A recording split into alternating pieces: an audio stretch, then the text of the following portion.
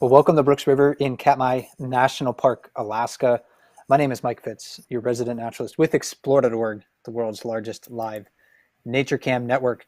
And this is our bear cam play-by-play for, what's the date today? July 30th, 2021. It's about noon Alaska time, and there's a lot of bears at Brooks Falls. Joining me today to help talk about the bear and salmon action that we're looking at live on the webcams is Ranger Lian Law from Katmai National Park. Lian, great to speak with you. Thanks for being here today. Of course, always a pleasure. And it looks like we have a very berry day here at the falls. Absolutely. I think there's going to be plenty to talk about, a lot of different bears. And we have a couple of wonderful camera operators that are going to be helping to drive this experience as well. So thanks to them. They're going to be moving around the river from time to time. We have the opportunity not only to look at Brooks Falls, but we'll go downstream. Depending on bear activity, we'll look at the Riffles camera. And also we have the option to look at the Riverwatch camera too, which is about 3/4 of a mile downstream of Brooks Falls as the water flows. So a couple of different webcams that we'll look at. But to give you an idea of where the webcams are, if you're not familiar with this location, let's head to more of a satellite view of the area. And Brooks River is located about 300 miles southwest of Anchorage, Alaska, in the west central portion of Katmai National Park. And Brooks Falls bisects the river. The river is about 1.5 miles long. And along with our webcam partner, the National Park Service, Explore.org hosts and maintains several webcams at the river. The signal from those webcams is relayed wirelessly to a couple of radio repeaters on the top of Dumpling Mountain. And then from there, the signal is sent wirelessly once again to the small town of King Salmon, about 30 miles away. To give you an idea of what maybe a better perspective on where the cameras are at the river.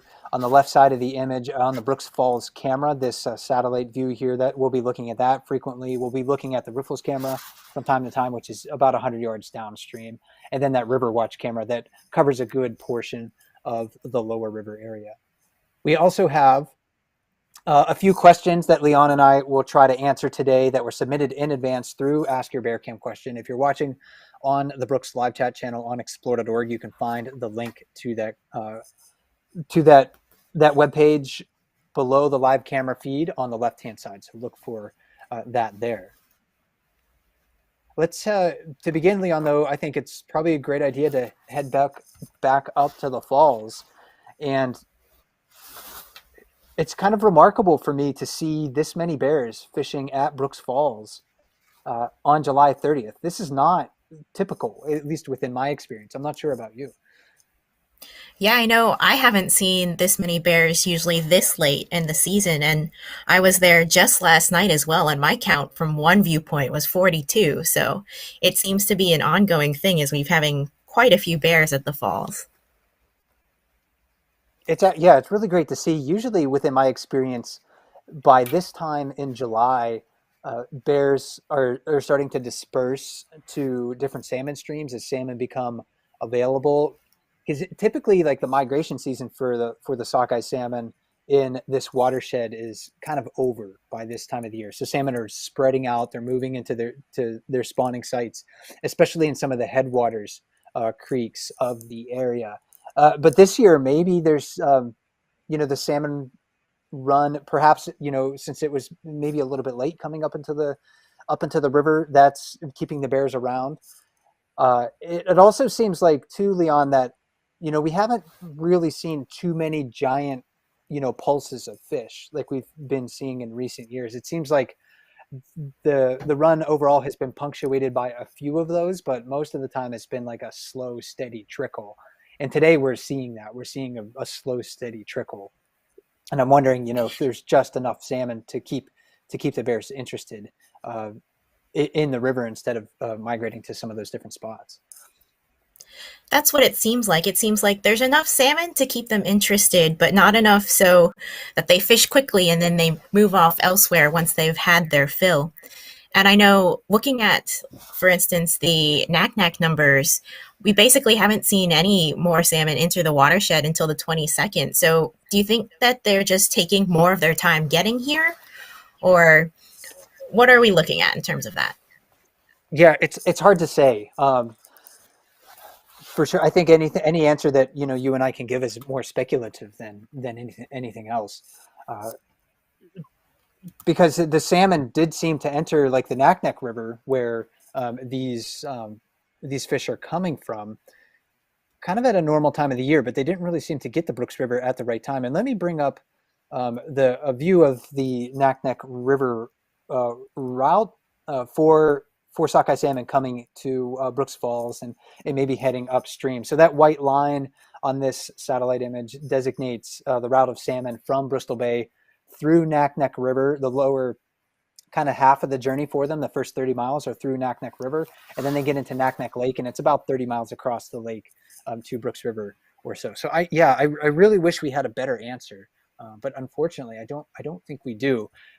Whatever the reason, though, the bears are sticking around, and they're still finding success. Although when we see this many bears packed into such a small area at Brooks Falls, that means that the fishing conditions today haven't been especially productive.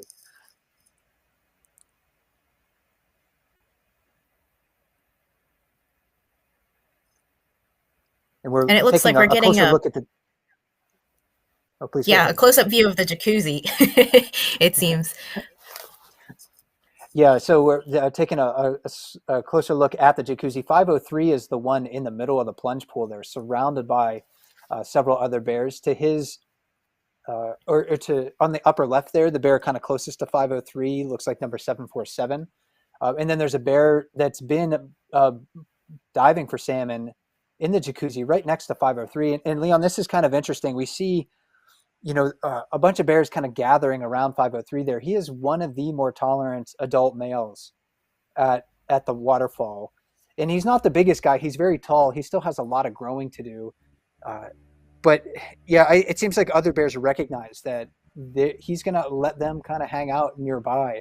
And there are other bears that they certainly wouldn't do that with. Like if 747 was in the jacuzzi or 856, the other bears would likely be avoiding that spot.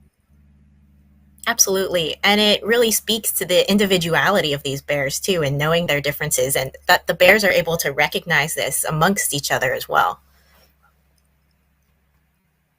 And watching the behavior that diving bear is pretty interesting. I mean, 503 is being extremely tolerant of that bear, plunging its head in the water right next to it. And you can see why it wanted to do that. It's looking for some salmon scraps, maybe or some live salmon, but it ended up pulling out a partly eaten salmon carcass that was in the bottom of the river there. And diving's not a fishing technique that we see most bears participating in. It seems like a lot of bears don't like to get their ears wet. They don't like to shove their face in the water completely, or their heads completely in the water. They'll just kind of put their eyes and muzzle in the water to look for fish. But occasionally diving works. It looks like 503 was reacting to a salmon there. Yep. And when we Found some see bears success. yep. When we see bears, reacting quickly and plunging their faces in the water in the jacuzzi, that typically means that a salmon bumped into them and they're trying to grab it with their jaws. I'm kind of curious to see whether 503 here eats the whole fish or leaves some scraps. If he does drop any scraps, I bet Leon will see some of these other bears that are downstream of him really try to take a hard look at the water to see if they can find any of those leftovers.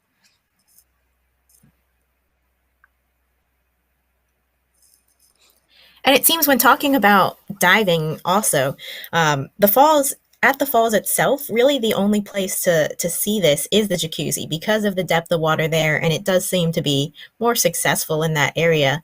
Otherwise, we don't see it much at the falls. We don't see it at the Riffles at all, but maybe at the lower river, we'll occasionally see that as well.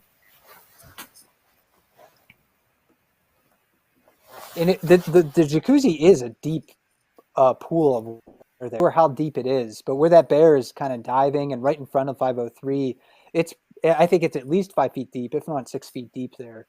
So sometimes if you'll see bears try to move closer to the edge of the waterfall where the salmon jump most consistently, and it looks like they're kind of bobbing in the water, because I think they are. I think they're either kind of standing on their tippy toes or they're unable to reach the bottom in that spot.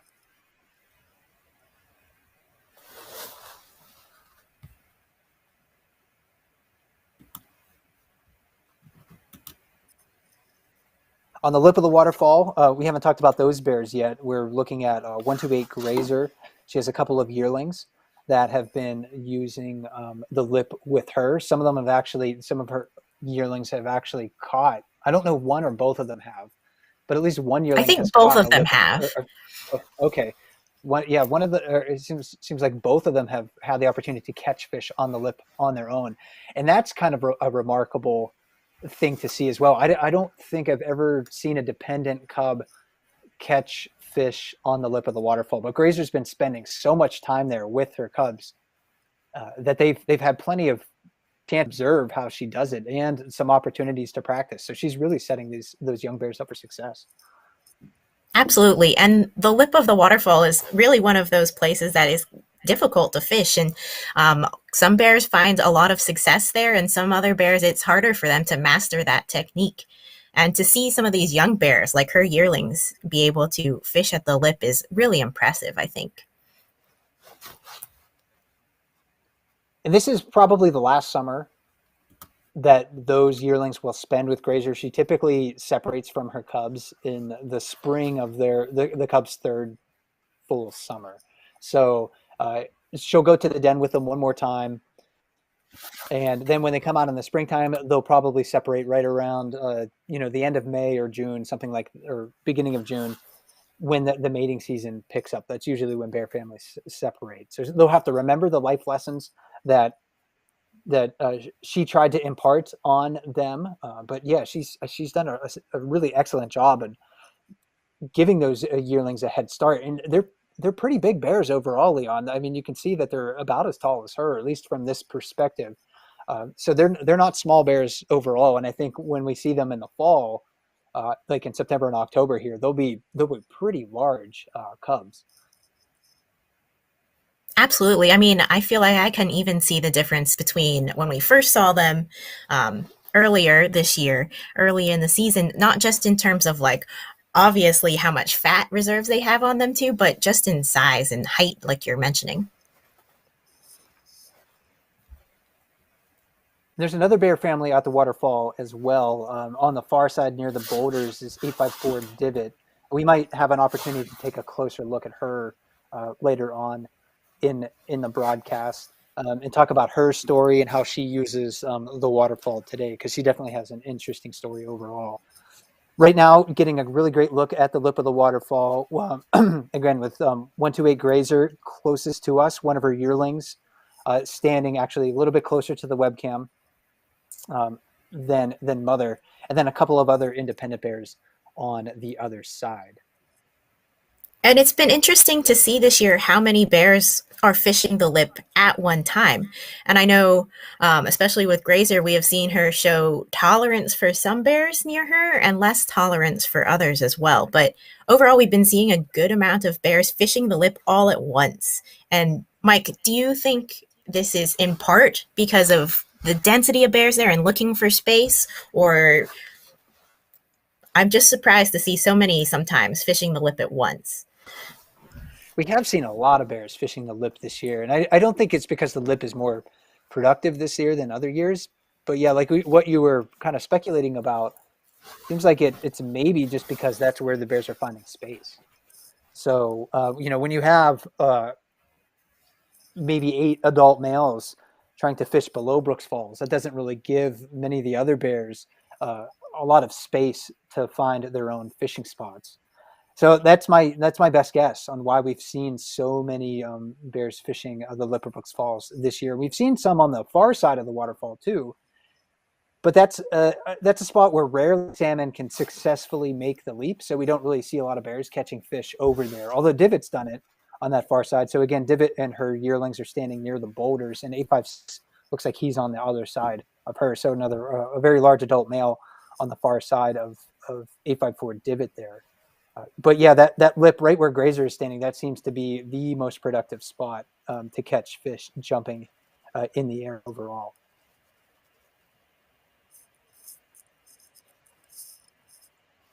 And it seems like we see salmon jumping occasionally, and a lot of their jumps, they just seem so mistimed and mismatched and not the right direction or not enough height. And it's really impressive to see when they actually do successfully make it up there. Plus, you have to move past this whole barricade of bears as well.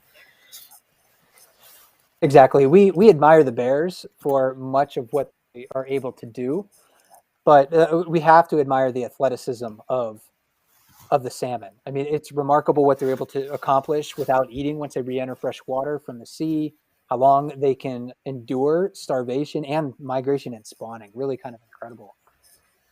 So looking at the far side of the waterfall right now, with 854 Divot again standing near the boulders. Well, one of her blonder cubs is on the left-hand side, and then a larger male bear on the um, far side of the waterfall, fishing in that far pool. So far, this summer, Leon, we've had, I think, many questions about, what happens when bears, uh, are accidentally separated from their cubs, or maybe if the cubs are injured, and what what happens, in those situations. Will the National Park Service intervene? And maybe, we can talk about Divot and her story, and why, we intervened in the past to give her, maybe a better chance at survival. But why, if in certain circumstances, um, the park will not interfere, and when Yes. a bear is injured or separated or lost. So, in general, we let nature take its course. The park is here to try and preserve and protect nature in its entirety, and so that these bears may live out their lives as wild creatures. But occasionally, we do intervene, and Divot is a really good example of when and why we would do such things. So, I believe back in 2014, she had a wire snare around her neck, and so something obviously human caused could have been in the park or with not within the boundaries, because these boundaries that the park has, they are really just lines on paper. The animals don't acknowledge that, and so they face threats outside of the park too. So this could have been a wire snare that was illegally set during a different time of year. It could have been outside of the park, but in this case it was a time when we did intervene, and so it shows within the scope of it being the human responsibility and that aspect, yes. Within it, nature, so instance, injured cubs or early separation, it's not a time that we would intervene. Yeah, one of the things that I like to reiterate when we're watching bears on the webcams is that, national parks not only preserve like the spectacle of nature, but also like nature's processes and sometimes its harsh realities. It's important, like when we're protecting the habitat for the bears, that we also acknowledge that we're protecting the opportunity for bears to live the life of the wild bears. So that that moment when, we, and I was still a ranger at Katmai at the time, when we were able to tranquilize Divot and remove that wire snare, that was really an exception to the what is generally considered to be a non-intervention rule. And it's remarkable to see what bears can recover from. So it can be difficult to watch, but given the opportunity, bears have a really good shot at recovering from egregious injuries and wounds and overcoming significant challenges. One of the bears that we've been watching on the webcams sometimes this throughout the year, and I'm going to try to bring up a picture of here once I find it, is number 610. She was separated as a yearling, probably from her mother, and she has a very big scar on her rump from a wound that she received at a very young age, and she ended up making it. So again, it was, it can be tough to watch, but overall, bears are resilient animals, and we protect the habitat for them, and we also protect those processes that allow them to survive, and sometimes can challenge them. Let's head back Absolutely. I over think, to the we fall. were talking about Um, No, and go I ahead. Sorry. absolutely is a good example, 610. And I think, 503, who we're talking about, is another good example. When he was originally emancipated early by 402 and had the park at that point like intervene, so not an injury but like an early separation, we wouldn't be able to see this story of him later being adopted by 435 and him essentially now living a very successful life as a single bear, an adult single bear.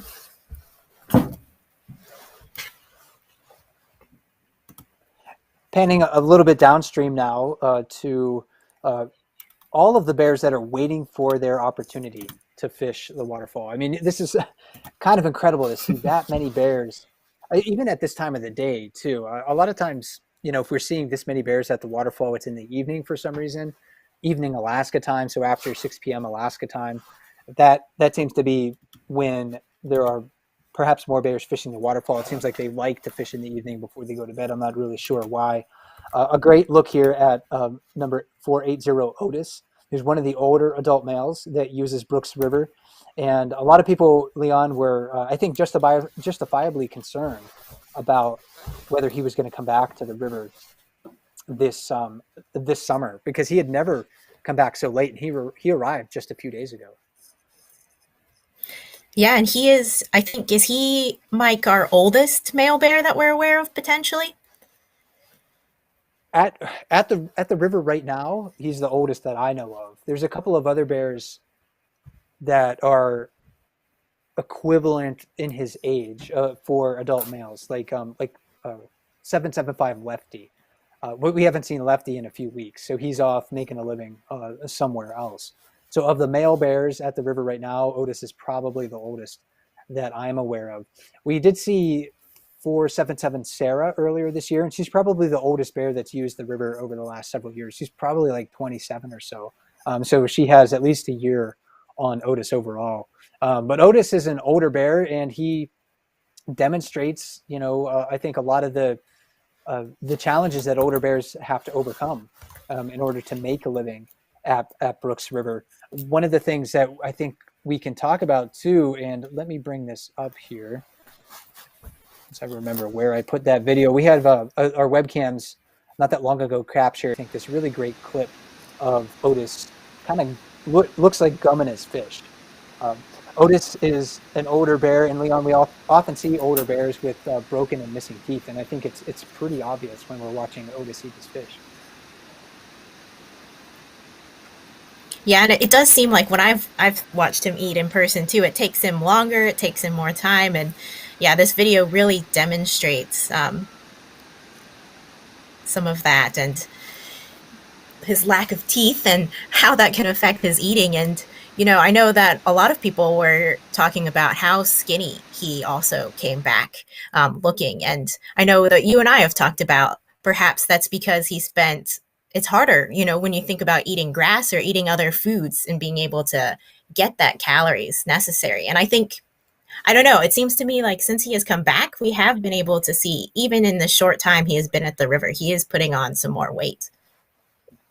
Yeah, he definitely looks like he's gained some body mass even over the few days that he's been here. But a lot of people, Lian, were wondering, where was Otis? What was he doing? I mean, that's been a frequently asked question over this whole entire week. And when I was looking through the questions submitted in advance, for our live events, that question came up a bunch of different times. Where's Otis been? And I think we can only speculate. We don't know where he hibernates, so we don't know where his like kind of spring and early summer home range might be before he shows up at Brooks River. It's unlikely that geologic events like an earthquake or anything like that would have affected him. I also think it's kind of unlikely that he hibernated longer than other bears. My best guess is that he just took longer to get to Brooks River for whatever reason. Maybe he mistimed it this year. Bears don't have an exact calendar like ours, although they're very good at knowing when they can, and when and where they can find food sources. But yeah, that's my best guess, is he just took longer this year, and maybe his timing was just a little bit off. Yeah, I know. And feel like for so many of these bears' lives, we see a lot of it on the cams, but there is so much that we don't see. And so there's so much we don't know, and we can only speculate on what adventures he was having out there that we don't know about.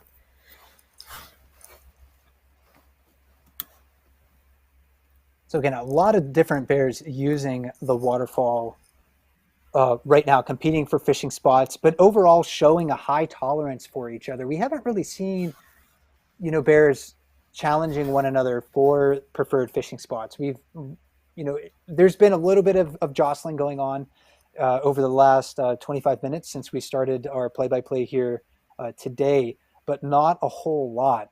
And this is kind of indicative of typical conditions for bears, or tolerance levels that bears display at this time of the year at Brooks Falls. At the beginning of the season, when bears are still kind of encountering each other for the first time of the year, it seems like there's a lot more jostling going on, a lot more of the activity where bears are trying to establish themselves in the hierarchy. But that's kind of all worked itself out by now. So bears really just kind of know, well, this bear is going to be tolerant of me. This bear is not, and I need to give it space.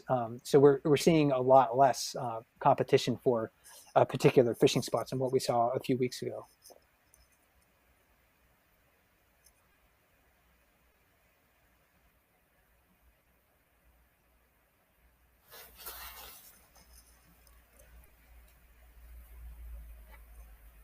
And on the top of the waterfall, still 128 grazer and her two yearlings, another bear approaching their vicinity. Grazer is one of the more defensive mothers. She's been demonstrating why she's probably the most defensive mother at the river since she arrived a few weeks ago and started fishing. So she often doesn't tolerate the close proximity of other bears. But being a little more tolerant today, although she's backed off a couple of bears already. And then, yeah, looking just downstream, almost right in the middle of your view, the large bear 747 just eating a salmon. Otis waiting his turn, maybe for the jacuzzi or another fishing spot. I'm going to cut to the Riffles camera here, Lian, just for a moment, because it looks like maybe there's another bear family that we can see better through the Riffles. I'm not sure. It's kind of difficult for me to provide an identity on those bears, but up towards the center of the screen, right on the riverbank, there are a couple of bears or in close proximity, and that might be another bear family. So when we see Divot at the waterfall and we see Grazer on the lip, they're trying to find space, and they're making space for themselves at the waterfall. But not all mother bears are quite as bold in bringing their cubs into that space around so many other bears. A lot of them will hover on the fringes.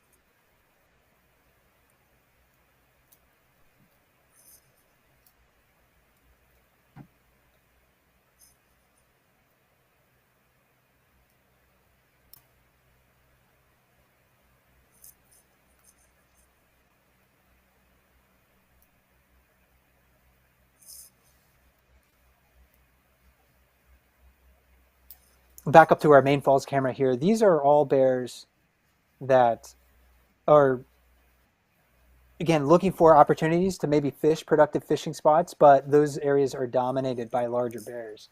So these younger bears have to wait their turn. The family on the far side may be looking for their turn, but also looking to scavenge salmon as best they can. And now our camera operator giving us another look at that family on the far side. You can see a little bit of a size difference, Leon, between Grazer's yearlings on the lip of the waterfall. They look a bit pudgier than this mother bear, and that maybe is just a product of Grazer's boldness and her defensiveness. She has a particular disposition, and not all mother bears, although they're very defensive when they need to be, not all mother bears show the same level of assertiveness as Grazer does. Absolutely. And we see that in where she fishes too, and those spots that she is able to secure at the falls, and how much of an excellent lip fisher she is as she catches fish after fish. Versus maybe like here, we're seeing them wait for a better spot or looking for scavenging opportunities. But overall, we And I have can't. seen a good amount of family groups at the falls, which isn't something we always see. Is that right, Mike? Yeah, yeah. I was just thinking that actually. I can't reiterate. I think enough about how sometimes uncommon it is to see 3 dozen bears or so packed within close to 100 yards of Brooks Falls, and that indicates that there's not a lot of migrating salmon moving through the river otherwise. If when there are like a few hundred salmon jumping at the falls a minute, like 100 or 200, that means that bears are probably also going to be able to find success downstream because the densities of salmon in the river are higher. So when you're fishing in the riffles or farther downstream, um, it's going to be easier for you to catch fish in those locations. But when salmon densities are quite low, like right now, bears really have to go. They have to go to the waterfall because that's the most productive place to fish. So they're taking risks, and that's maybe why this mother bear is kind of hovering on the fringes. She seems a bit shy about approaching any closer, but her yearling's moving up of the riverbank just a little bit, sniffing around a spot where other bears will rest, and otherwise will sometimes bring their catch over to try to eat salmon in that spot. This is that's a place where that top cub is. That sometimes bears almost blend into the background when they'll actually take a nap there from time to time. And while we've seen quite a few family groups with yearlings in this area, only occasionally do we see spring cubs at the falls itself. Yes, absolutely. That is something that we're not seeing a whole lot of this year. There's really only a few mother bears that will bring first year cubs to the waterfall. Grazer's one of them. 402 is one of them, but she's single this year. Of course, Grazer has yearlings. It's fascinating to see how mother bears adapt their behavior and their movements depending on the age and maturity level of their cubs. So mother bears are much more likely to come to the waterfall with older cubs than they are with spring cubs. Divot, for example, we were talking about her earlier. She won't bring spring cubs to the falls, at least not that I can recall. Uh, Most of the time, she will try to make a living downstream of the waterfall. But she's here with her older cubs this year, so showing that she's able to recognize that her cubs are more mobile this year. They're less vulnerable to attack, and it is giving her an opportunity to take advantage of the fishing that the falls provides.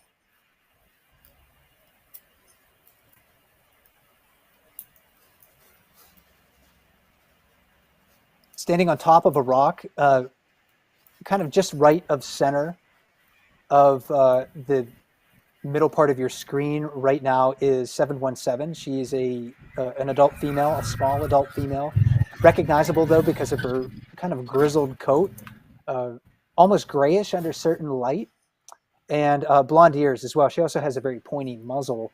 And then sitting in the water, kind of to the left of her, it looks like number 854 Popeye. And Popeye is a bear that we frequently see fishing in the far pool. Sometimes the jacuzzi, we'll see him on the lip. But I think maybe he's just keeping his distance, Leon, from the bear that we saw in that far pool earlier, number 856, who is one of the more dominant bears at the river. So Popeye, recognizing that maybe he doesn't want to challenge 856 for that fishing spot.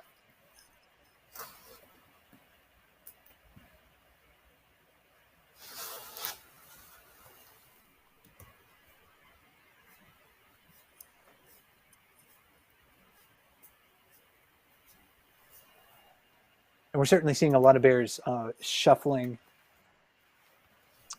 from place to place. It seems like throughout the broadcast, though, Popeye and 717 they've been kind of hanging out right in that spot, unwilling to really move. Perhaps because they're intimidated by the presence of these other bears at the waterfall. So again, in the far pool over there, 856, he has a really interesting story and life history as well. When I first got to know 856 Leon, he was just kind of like a goofy young adult male, like 503. I didn't really pay that much attention to him at the time. I didn't recognize that maybe he would become as dominant as he is, but he's been the river's most consistently dominant bear for about a decade, with a couple of hiccups, including this year where he has taken a step back and is no longer at the top of the hierarchy. In fact, he's yielding frequently to 747, although we haven't really been seeing those two bears interacting very much over the last week or two. They really have just been keeping their distance, and 747 now in the jacuzzi. Yeah, it seems like they've pretty much settled where they are in the hierarchy early on in the season, and now we don't see them interact nearly as much.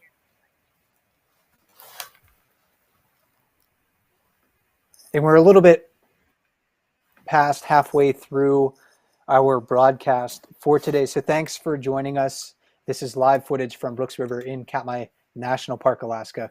My name is Mike FITZ with Explore.org. I'm joined by Park Ranger Lian with Katmai National Park, and we're talking bears and salmon at Brooks River to give you an idea of, just to provide some expertise on what the bears are doing, how they're behaving, and how they're making a living in this landscape.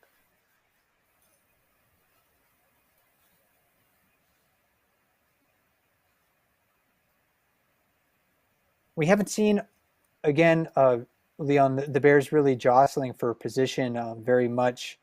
But let's cut to the riffles now, because it seems like maybe there's a couple of bears that might react to one another, or they might just ignore each other. One bear was eating a fish, and I was wondering whether the other bear was going to kind of challenge it for some of those scraps, but that didn't seem to be the case. And within my experience, bears, they tend not to want to fight if they can avoid it. Most of the interactions that we see with them is just avoidance. But I think these bears are going to give us, I think, maybe a demonstration of a more active fishing style in the riffles, where it's less productive to wait for fish to come to you. Sometimes you have to go to the fish. Absolutely. I know in comparison, sometimes when you look at the bears at the falls and they're just standing there, you think, oh, it's pretty lazy, but it's actually a really good technique in terms of energy economics. But here in the riffles, they have to do something a little different often. And we see them looking around a lot more, maybe some dash and grab every once in a while, just really searching out all of their environment.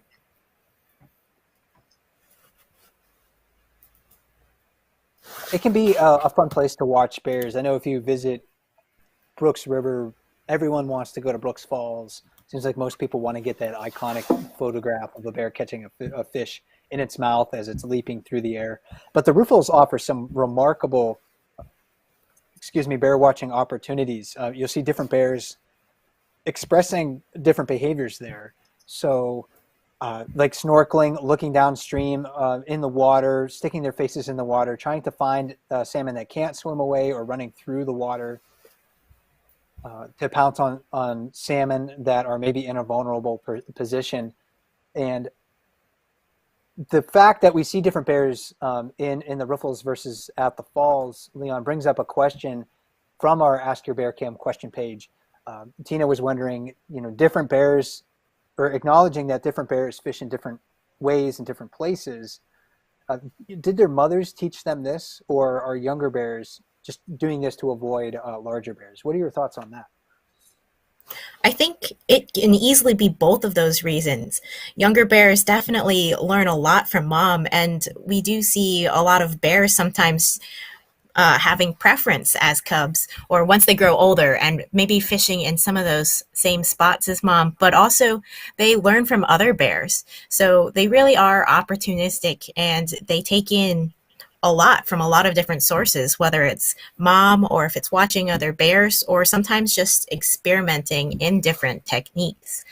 But yes, definitely from mom, from a lot of sources. Yeah, I couldn't agree more. It's fascinating to see how bears learn and adapt to different situations. A younger bear can't really find a lot of space at Brooks Falls today. Most of the bears that we're seeing, unless they're accompanied by mom, are either mature adults or young adults, within this view right now. So a younger bear is going to be challenged to find space at the waterfall. but they remember what their mom showed them. They remember, hey, this is a great place to fish. I just kind of have to figure out where I can find space to do that. And sometimes we see bears going back to the same place that their mother fished at Brooks Falls. But so few mothers, as I think we talked about this during our last live chat about bear families, so few mother bears will actually take their bears or their cubs into the jacuzzi. But we see a lot of bears learning to fish that spot over time. 747 now just moving into the jacuzzi, displacing Otis. Otis gave a little bit of a growl there. I don't think we could hear it, but opened his mouth up. And Otis is a bit vocal when he gets displaced like that. So he probably gave a little bit of a growl. But a dominant bear like 747 doesn't really acknowledge the presence of a smaller, older bear like Otis. So again, that's 747 asserting himself and recognizing that he's kind of like the most dominant animal.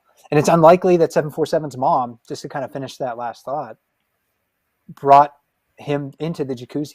He probably learned that fishing technique by watching other bears. And in seeing 747 displace Otis, I mean, Otis for most of his life has just been like a very medium-sized bear, not necessarily the largest, not necessarily the most assertive or aggressive. So in general, how in his past life has he ranked in the hierarchy, I suppose? When I first saw Otis, he was again a big bear, but not like among the largest bears or the most dominant bears at the river. But it's been really interesting to see how the relationship between him and 747 has reversed over time. So back in like 2007 and even kind of going through maybe into 2010 or so, Otis would displace 747 from the jacuzzi. So he would go in, he would do just what 747 did. He would just walk right in, and the smaller bear, excuse me, would get out of the way. And that has certainly reversed itself. So Otis in the past was not shy about displacing other bears when he thought he could.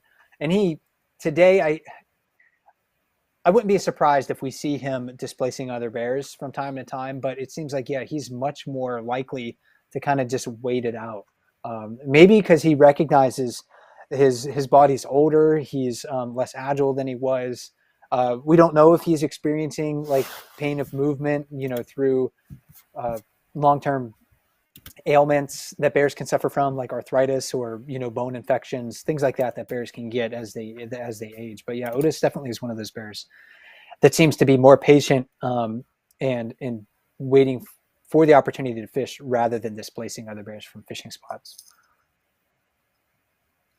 And it looks like as we move back to this view of the lip, we have some bears right below who potentially are begging or waiting for scraps.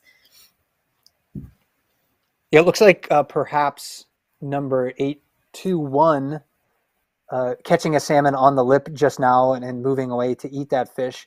128 grazer and her 2 yearlings still hanging in that spot eating a salmon.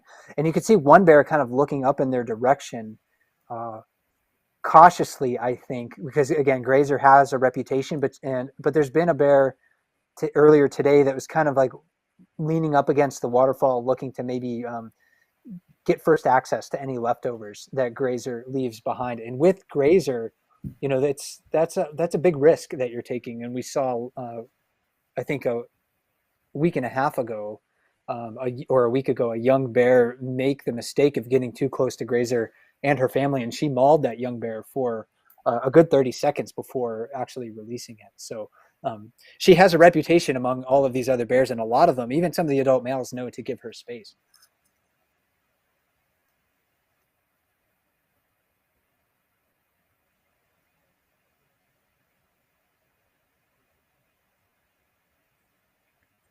But Leon, that yearling standing right next to mom on the lip of the waterfall, that is a fat yearling. It really is. This time of the year, I mean, that is a fat yearling. So again, she's just done so well for her. Grazer's done so well for herself and her cubs this year. If we can get good pictures of that yearling for Fat Bear Week this year, it may be a contender for sure. Absolutely. I feel like so many of these bears, especially, but just looking at the yearlings, her yearlings are so much larger, it seems, than quite a few of the others. That's very much the case. If if I didn't know Grazer individually, I wasn't able to recognize her. Let's say she was an unidentified bear that came to the river to fish, and I saw those cubs. I would probably think they're 2.5-year-olds just because they're so big. So yeah, she's really given them a good head start. I would not be surprised if those cubs are close to 200 pounds there right now. Um, so yeah, they're big animals. I mean, they kind of look small next to the large adults, but yeah, they're sizable bears, and they're going to get a really great head start in life. Yeah, and when you mentioned that, oh, they might be around 200 pounds, what would you estimate that they might have been earlier in the season in spring? Some of the studies that were done kind of on bears in the or in the 1970s and early 1980s on the Alaska Peninsula. I was just reading this the other day. Found that some yearling bears in June were more than 100 pounds. So in 2 months' time, it really isn't, I don't think, unreasonable for these bears to grow to double their body weight. Um, so yeah, in the springtime, yearlings can grow really fast because they're smaller bears, so they can make a living off of vegetation easier. They're also still nursing, so mother's milk is still an important food source for them. Although they don't need mother's milk to survive anymore at this age, but like Grazer would still be nursing her cubs in the spring and at this time of the year. So they're still I think, able to gain body mass at a time of the year when a lot of other bears are just losing weight.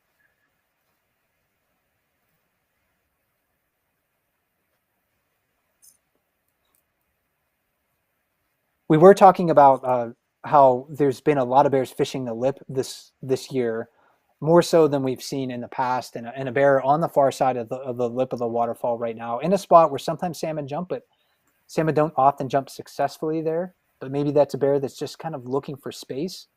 Of course, Divot and her yearlings are going to be looking out for that other bear, but Divot, in this position over here, Lian really kind of has to keep her head on a swivel because she's surrounded by other bears. There's a bear on top of the waterfall. There's the really large dominant bear in the far pool, 856, that she has to keep an eye on. So she has some pretty large yearlings herself, and she's done really well at raising them. And it's not an easy feat for moms. They really have to expend a lot of energy uh, making sure that their cubs are safe. Absolutely. We see this, like you were mentioning, and she has to keep her head on a swivel. So there really is this multitasking going on between fishing and looking for other bears and these choices about where you'll take your cubs to fish as well. And those behaviors can be described as vigilance behaviors. A mother bear has to remain vigilant. So, and that takes energy and it takes time, and it takes away from her ability to solely focus on fish. And that's something that the adult males don't really have to worry about. Looks like one bear coming down right now off the top of or from the far bank in displacing that other bear that was there before. I'm trying to get a read on what that one bear might be. I think it kind of looks like perhaps it could be 820, an adult male on the top of the waterfall right now, but I'm not quite sure. Certainly one that doesn't want to come down the boulders, I don't think, and challenge Divot for that fishing spot. A lot of bears will recognize that, hey, that's a mom. She has cubs, and is it worth it? sometimes they're like, no, it's not. I'm just gonna hang tight and give this family some space. Let's head to the Riffles now, because we have a different perspective on the waterfall than what we've been seeing from the main falls camera before. We can see how widespread the bears are fishing at the waterfall. The waterfall itself is less than 50 yards wide. So again, that's a lot of bears to be packed into a small area. But I like this view from time to time because it does give you an interesting perspective to understand how far apart, like Divot and 856 are in the far pool, for instance. When we're looking at the main falls camera, it looks like they're almost right on top of one another, and they're very close together. But when you look at that far pool from the Riffles camera, you can see that they're separated by maybe 10 yards or so. Yeah, it really gives you a different perspective on the falls, but also just being able to see all of them across that area is just always an impressive view when we have so many bears like this. And we're seeing, some shuffling going on in the far pool right now. 856 is moving a little bit closer to Divot and her cubs. One of the yearlings jumped up on the boulder there, I think, reacting to the presence of 856 and just being a little uncomfortable. That was really interesting though, Leon, to see Divot just kind of hang out there. I don't know if other bears are recognizing that 856 is less assertive this year. Maybe they seem to know that, hey, he could be behaving in a way that is more tolerant of the other bears. I'm just not sure, but yeah, in the past, I think we would have seen Divot and her family completely avoid 856 and get the heck out of there sooner than they are right now.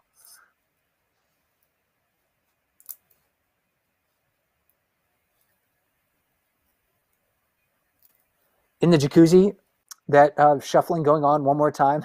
747 pushing Otis out of the way. 747 probably caught a fish in the meantime when we weren't looking closely at that spot. So, and Otis recognized, again, that's an opportunity. That's a vacant fishing spot. I'm going to go in there. I'm going to try to fish for a few seconds or a few moments while 747 eats his fish. It didn't seem like it worked out for him that time, but yeah, he's just sitting there conserving energy on the right side of the screen. Maybe 503 downstream of 747, looking to perhaps move into that fishing location again. Yeah, seems like a lineup for the jacuzzi.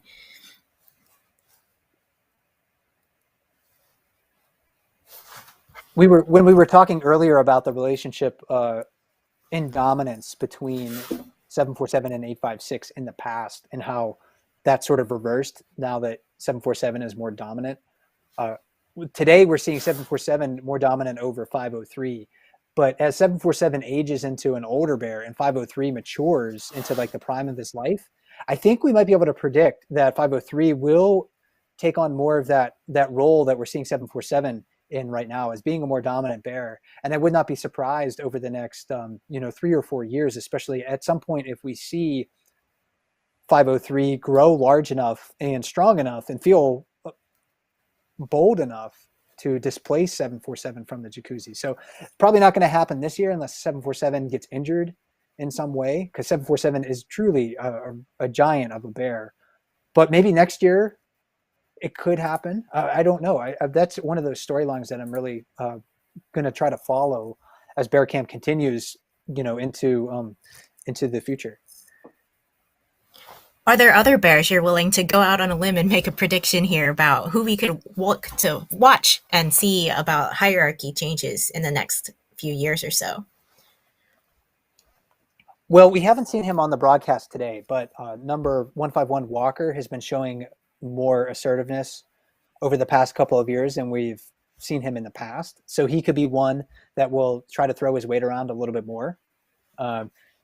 And then there's just a lot of the other young adult males that we're watching at the falls right now who make a living in many different places, like 821, 812, for instance. Those bears are growing rapidly, and I think those are a couple that we can expect to see in, making a living in a more dominant manner in the future. So yeah, any of those young adult males, I think, watch for them as they grow and mature to try to be more assertive and recognize that they're bigger, they're stronger than they were in the past. And that'll provide them with a lot of advantages as they try to navigate, the competition that they face at the waterfall.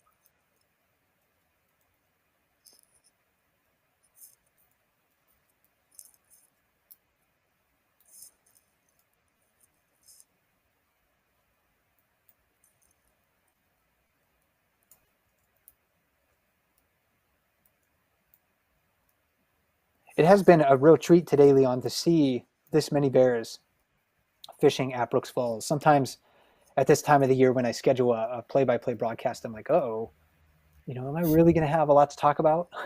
But the bears are definitely giving us plenty of fodder today. It's uncommon to see this many bears fishing at Brooks Falls on July 30th. And we speculated at the top of the broadcast about some of the reasons why that might be. It might be worth rehashing some of those ideas. Again, we're not really sure, but it could be that the salmon run this year moving into Brooks River was just delayed for whatever reason. We're not really sure. The salmon run has been very strong overall in the larger Naknek River watershed, but we're seeing enough fish at least to keep bears interested in Brooks Falls. Often they're dispersing to other places to fish at this time of the year, and I think we can still kind of expect that going into next week and certainly the middle of August. Lian, what will most likely we see at Brooks River in mid-August, just based on what we've seen in the past? Yeah, in the past, as the salmon start to disperse further into the watershed, so too do the bears. And so generally, August is much more of a quieter time at Brooks River. At least I know in the past few years, we've had a good amount of bears stick around, but not nearly as many bears as we typically see in July or later in September. So I think we'll see similar patterns of that as well this August, too. And one of the things that we can expect to see the bears do as we transition into late summer is more activity in the lower river area. As salmon begin to spawn in large numbers in Brooks River towards like the tail end of August, and especially during the peak of the salmon spawning season in Brooks River in September, we'll see more bears moving through the lower river area like this one is doing, scavenging dead and dying salmon. We'll still see some bears fishing at Brooks Falls. It seems like over the last several years, there's always been some bears fishing at Brooks Falls. But the catch rates actually in the lower river area will climb dramatically as salmon die and their bodies drift downstream. So this is going to be a fun area to watch coming up in late summer overall. Also, look to the Riffles. Especially on a sunny day, because it's a beautiful spot in late summer when you get to see the red salmon in the water. You get to see bears fishing for salmon in this location. And I think it'll be really fun to see how long a lot of these bears stick around Brooks Falls going into August. Are we going to see a lot of bears at the waterfall next week? I think that's an open question right now. Yeah, absolutely. I feel like so much we just don't know, and we never quite know nature's schedule, though she has a good refrain essentially of when salmon come and when don't, but never on the exact dates. So we just have a few minutes left in our broadcast for today, Lian. What are some of the things that have stuck out to you over the last hour? I think just the sheer number of bears here that we see. Again, I know we've talked about it and reiterated, but it is quite an impressive amount overall. But as you were saying, especially for this particular time of year, and seeing how tolerant it seems these bears, at least within this past hour, have been. Absolutely. The number of bears has really been something that's been outstanding from my perspective over the past several days at Brooks River. If we might see like another wave of fish moving through, if we see a lot of fish moving through Brooks Falls, many of the bears will get their fill, and we won't see as many bears trying to compete for those fishing spots up at the waterfall. So that could happen. But yeah, it's surprising to me to see like the number of bears. It's also, again, really interesting to see the relative level of tolerance that they're showing for one another. We're not seeing a whole lot of jostling for position. We're not seeing a whole lot of aggressive interactions for one another, even though it seems like the catch rate at the waterfall today isn't as high as it has been in recent days when maybe we've seen more salmon at the waterfall overall. But it's been a great broadcast, Lian. Thanks for sharing your perspective. And I look forward to doing a few more of these with you and Ranger Naomi throughout the summer. Absolutely. Thank you, Mike. And my name is Mike Fitz with Explore.org. My co-host today was Ranger Lian Law from Katmai National Park. We'll get a schedule up on Explore.org's blog for our August live events as soon as we can, probably early next week. But until then, enjoy the bears at Brooks River, and